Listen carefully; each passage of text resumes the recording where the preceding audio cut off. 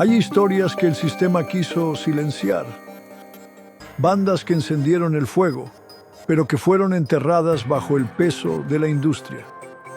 En este canal las sacamos del olvido. Aquí no hay modas, no hay filtros, no hay miedo. Exploramos lo que nadie te cuenta, lo que no suena en la radio, lo que incomoda, lo que ruge, lo que quema. Esto es Raíces del Metal IA, y acá el fuego no se apaga jamás. Bueno, hoy nos metemos de lleno con un material realmente fascinante que tenemos acá.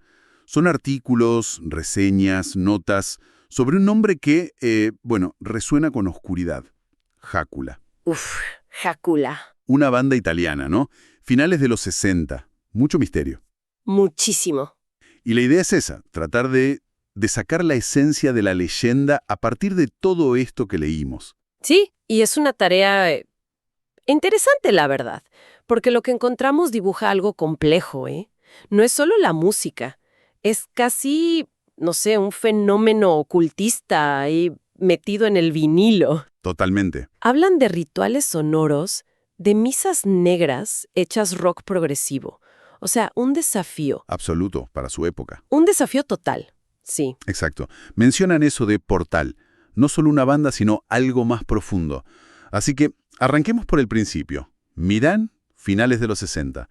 Un caldo de cultivo underground, dicen las fuentes. ¿Qué encontramos ahí? Los inicios. Bueno, lo primero que salta a la vista en varios textos es el núcleo fundacional, ¿no? Charles Steering al órgano, la vocalista Doris Norton, el guitarrista y compositor Antonio Bartococchetti. Ajá. Y esta figura, bastante enigmática, el medium Franz Partensi. Un medium. Ya empezamos fuerte. Sí.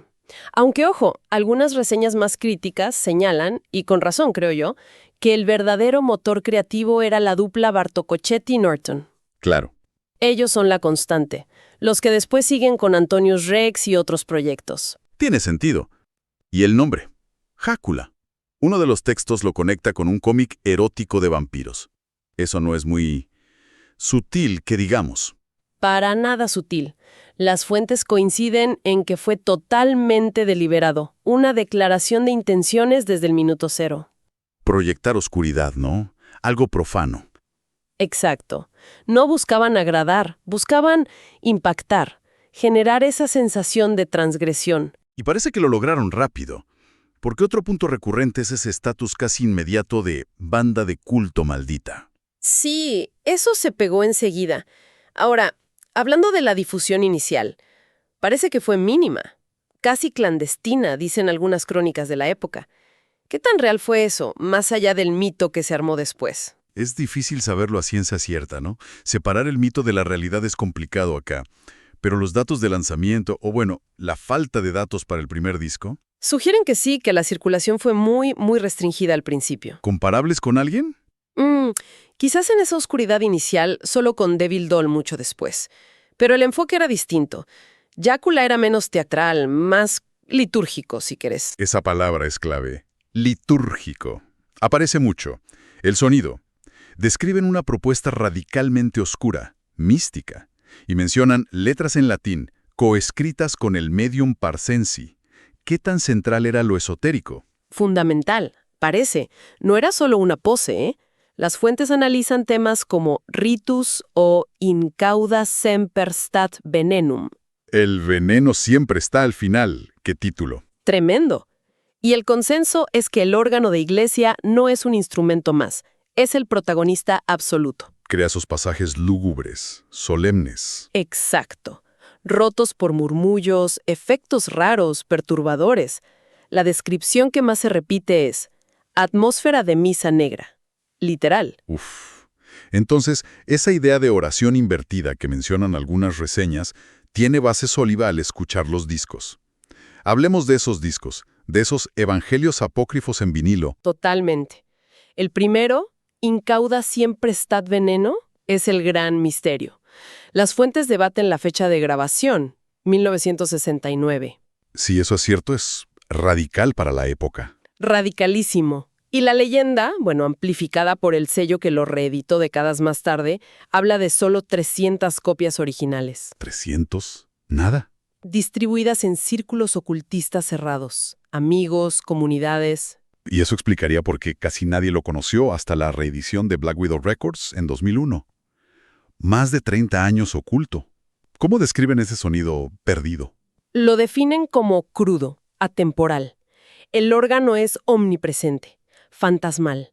Los riffs de guitarra los describen como espectrales. ¡Qué loco! Y un detalle interesante que varios notan, las voces, procesadas, suenan casi enlatadas, dicen, ¿Creando qué sensación? de encierro, como si estuvieras escuchando algo desde una cripta, una cosa muy mística y opresiva. No me extraña que el vinilo original sea un objeto de culto tan codiciado hoy en día. Para nada, es el santo grial para algunos coleccionistas. Y después, en 1972, llega Tardo Pede in Mayam, versus. Las fuentes lo ven como un paso distinto, ¿verdad? Sí, ahí hay bastante consenso. El sonido evoluciona.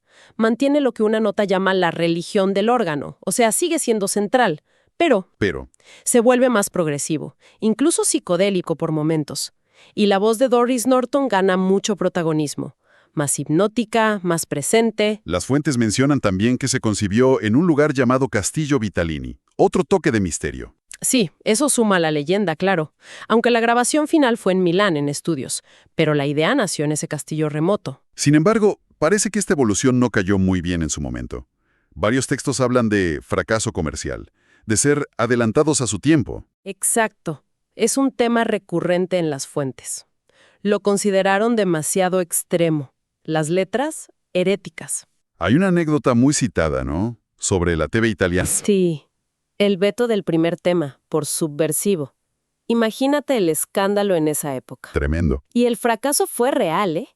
Una fuente menciona que al concierto de presentación fueron menos de 50 personas. Menos de 50. Desodador. Pero bueno, la perspectiva cambia con el tiempo. Las reseñas más modernas lo reivindican totalmente.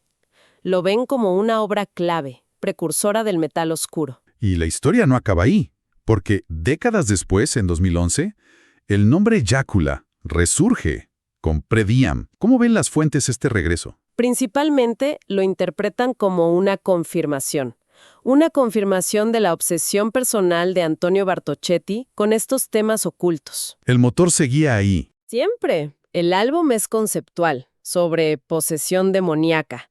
Actualiza las viejas temáticas rituales. Musicalmente es distinto, claro. Está su hijo en los teclados, pero Pero el espíritu. el espíritu original sigue ahí. Las fuentes lo conectan directamente. Es Bartocchetti manteniendo viva esa llama oscura, conectando el presente con ese pasado esotérico.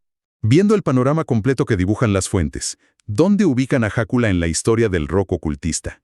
O sea, ¿fueron los únicos?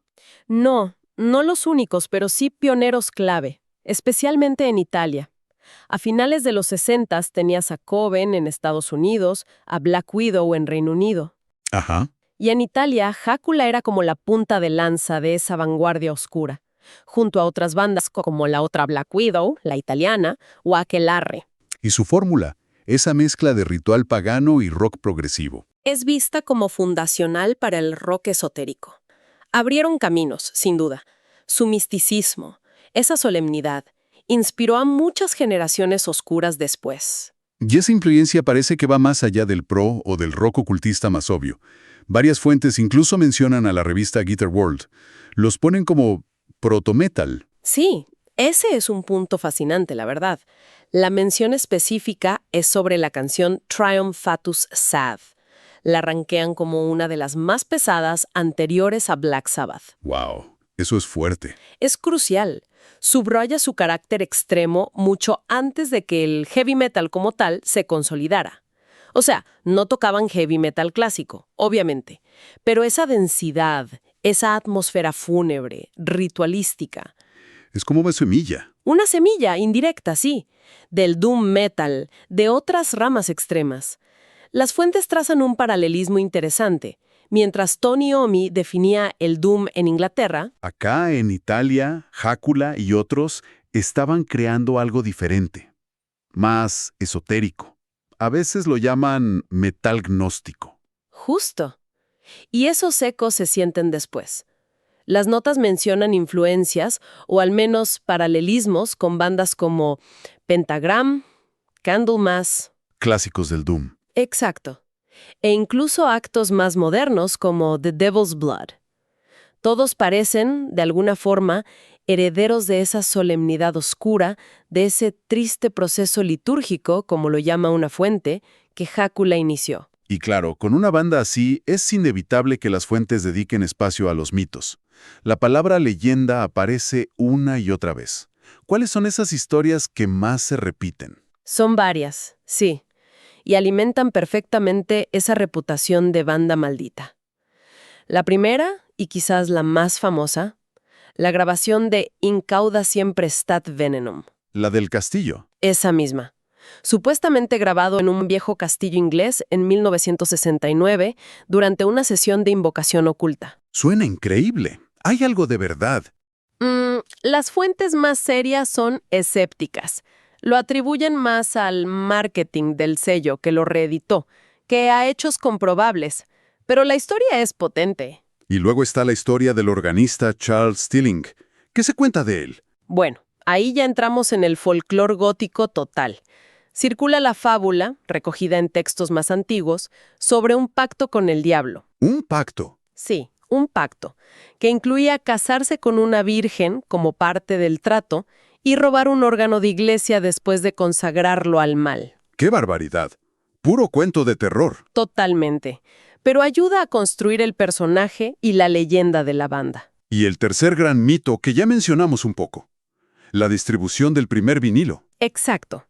La idea de que solo se distribuyó entre sectas y congregaciones ocultistas europeas.